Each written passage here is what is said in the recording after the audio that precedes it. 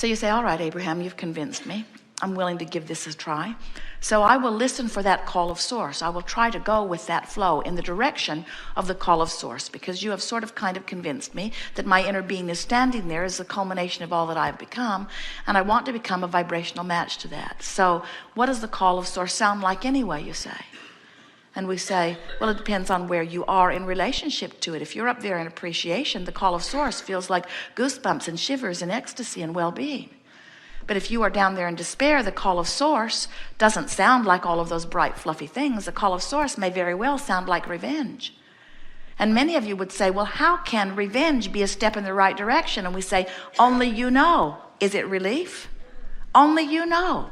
If you feel relief, and we've never seen anyone who was in despair, which means they feel powerless, who got hold of an idea of revenge. We've never met one who didn't feel better, because in revenge, there's taking some of your power back, you see.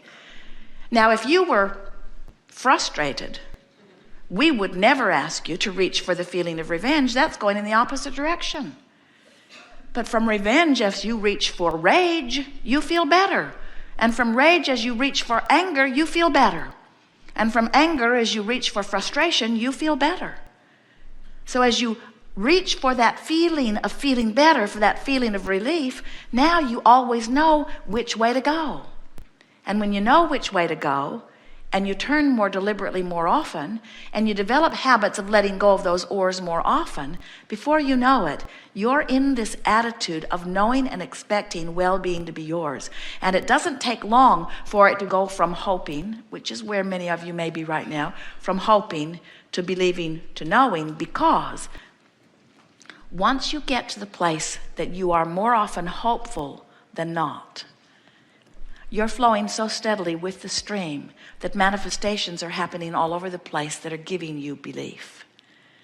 And once you are flowing and believing, hoping, believing, hoping, believing, believing, hoping, hoping, believing, hoping, believing, believing, believing, believing, before you know it, you are knowing.